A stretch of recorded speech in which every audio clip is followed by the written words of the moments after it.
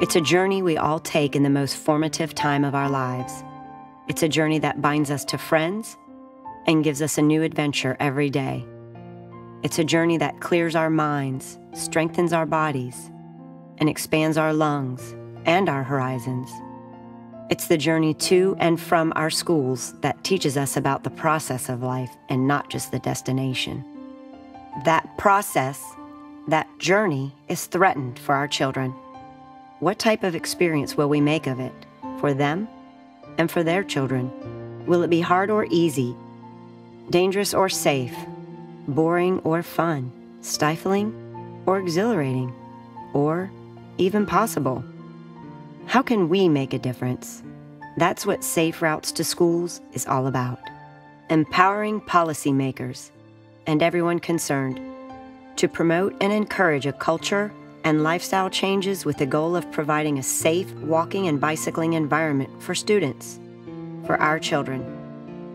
But long before the bike wheels turn, the wheels of industry have to turn for the planning and engineering of school siting and supporting infrastructure.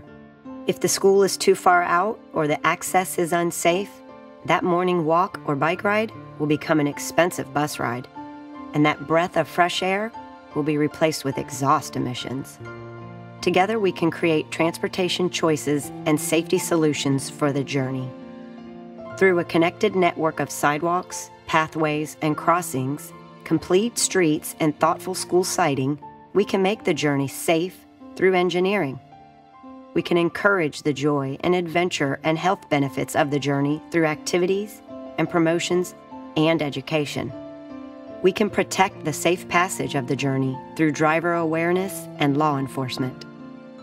And we can continue to evaluate the journey and how it can be improved, better served, and better protected.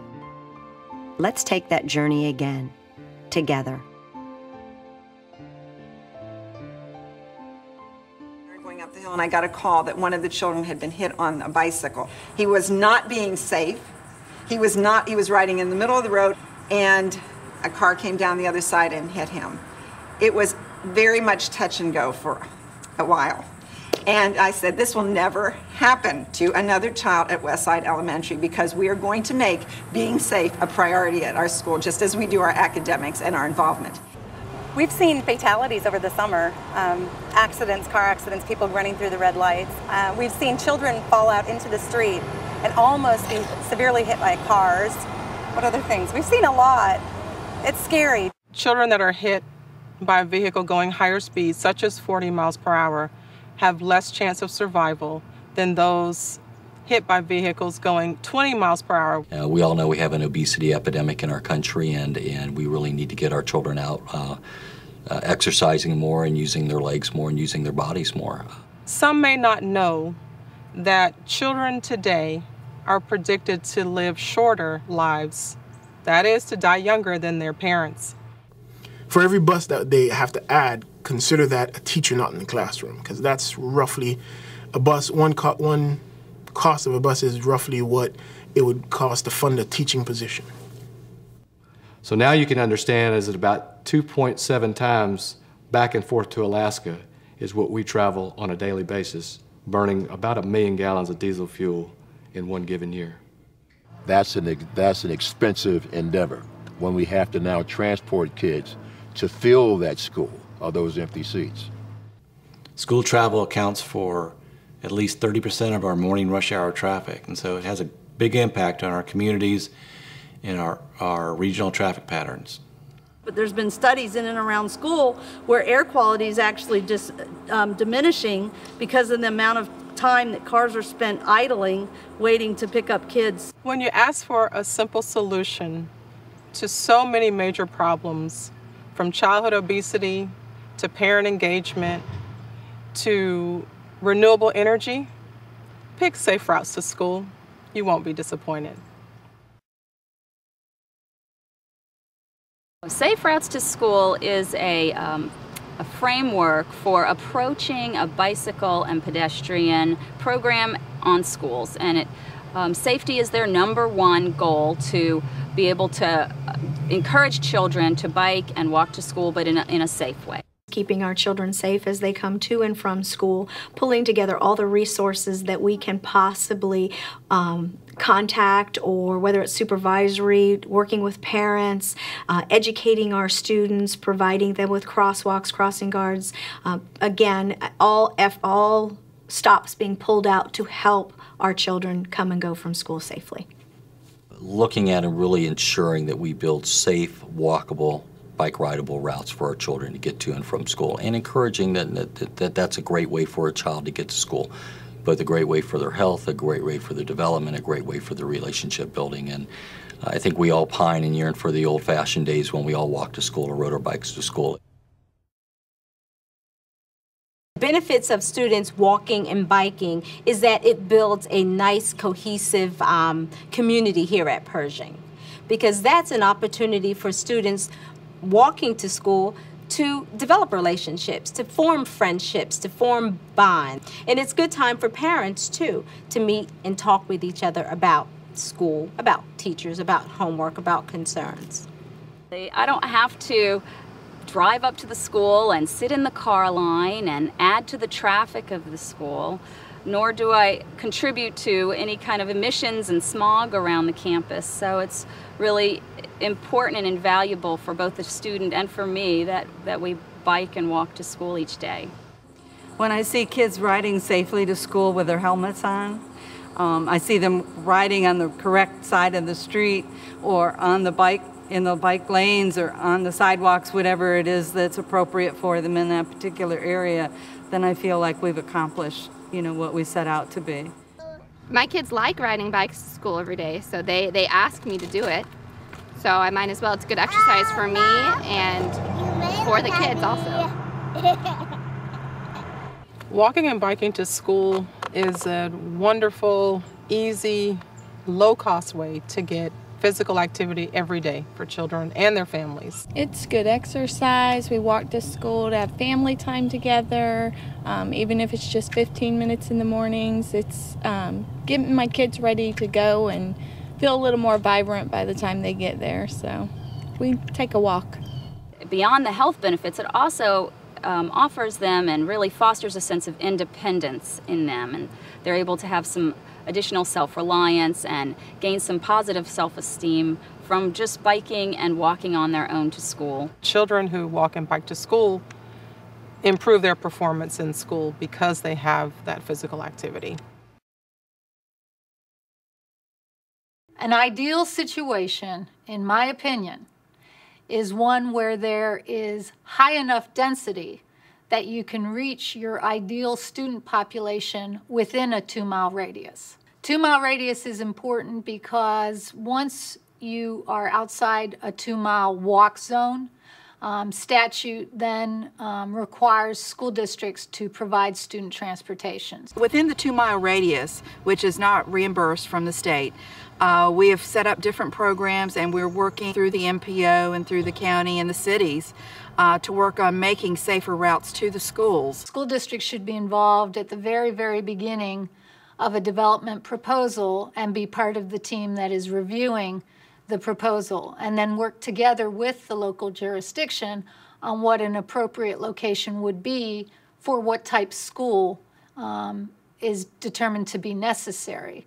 What I think is very important is, again, going back to what types of roadways are going to be located within the development, what's on the boundaries of the development, how large an area is the school district going to need to look at in order to determine where they will bring students from to that particular school. If students are going to need to cross a major street in order to get to the school, then certainly you want to start looking at the sidewalk network, how it's provided, and you want to be looking at crossings and ensuring that they won't be mid-block crossings, but crossings at intersections with appropriate pedestrian features. I would say when a new school has been sited and we're ready to, the school district has come through our school siting compliance review and we've worked with them, it would be at that time that the Public Works and Joe Dell's team would identify some of the off-site deficiencies that the school board obviously isn't going to be building off-site infrastructure and would be coming to the county to request assistance in building this because they know that it will save them transportation costs and that they don't have the funding to do the off-site. So they would approach the school board or they would approach Osceola County typically through our technical working group before it even comes in as a site plan review. The planning side kind of requires them to work with Public Works to finalize the needs and who's going to pay for what and when it needs to be done. That our city was laid out on a grid and mostly laid out before automobiles became nearly as prominent as they are now. So going back to a mobility system that's less dependent on automobiles is a relatively easy transition for us. In the case of kids walking to school, the streets are already there, the sidewalks are already there for the most part. So basically, if somebody lives 1.5 miles away, they can walk to school right now. I guess one of the problems in our current structure politically is the schools don't pay all the transportation costs for getting kids to and from schools. It's, infrastructure, roadways, that's not the school board's responsibility. That's the local communities, the cities, the counties. They're responsible for the roadway infrastructure in and around the schools. And so the siting is very important for the local community because while the land values might be cheap to purchase, the maintenance and future transportation costs to the community are going to be higher in the future. Another thing that drives us to these longer and longer parent pickup lines is our schools are becoming larger and larger. When I first started doing school planning 20 years ago, a large school in Florida was a 600 size elementary school. And now most districts are up to about 1,000 size elementary school. Once again, as school funding becomes smaller and smaller, those schools become larger and larger.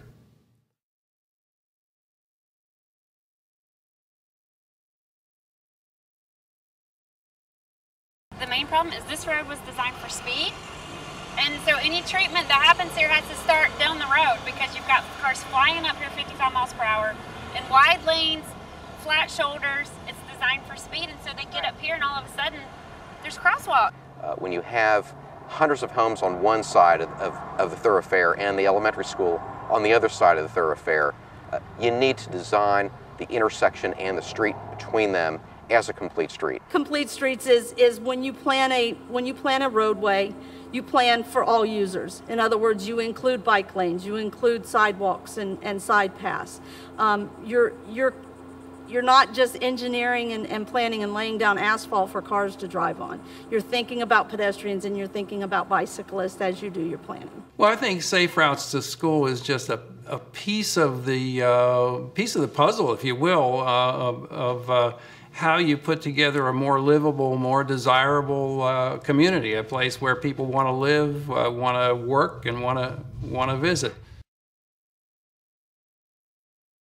School officials remind the planners and the builders that our community is not just a school removed from streets, but that it's all seamless when you're in the community, and that biking and walking initiatives really need an infrastructure unique to them. So parents really need to contact elected officials, go to the meetings, let their voices be heard. The bike ped program that we do, we have 3 very large trailers that goes around to the school. We have more than, I would say, 50 to 60 teachers certified to teach that program.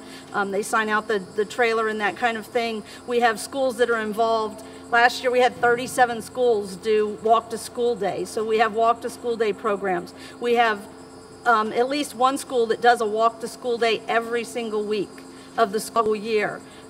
We have other schools that do walking programs. So there's all sorts of things that are going on to promote, in addition to what we do, and to back up and reinforce the core curriculum from the bike ped program that we teach. Brevard County School District has basically believes in our mission, and they've given us the opportunity to come into their schools, given us access to their teachers, and let us run with this program. They really believe in the safety of their children. At our program, we try to encourage them to be a part of a frequent bike and walk program so that they can get a stamp each month and earn their way to an ice cream cone at the end of the year by walking and biking. So we've done small methods of encouragement to try to get them excited about biking and walking to school. Today's event was our first one of the year, our kickoff for Back to School and Walk to School with the Principal for Success Walk to School event. We like to promote safety, teaching the kids, you know, to wear bright clothing, looking both ways, walking in groups, that sort of thing.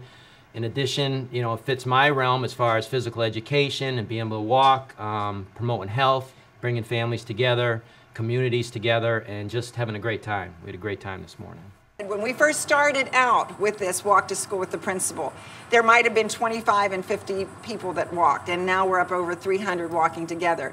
And it has really impacted the entire community because when they see all of us together, it does bring up the community spirit. Parents and children and community members see us together and think, I want to be a part of that. Protect the journey. Protect the journey. Protect the journey. Protect the journey. Protect the journey. Protect the journey. Protect the journey. Protect the journey. Protect the journey. Protect the journey. Protect the journey. Protect the journey. Protect the journey.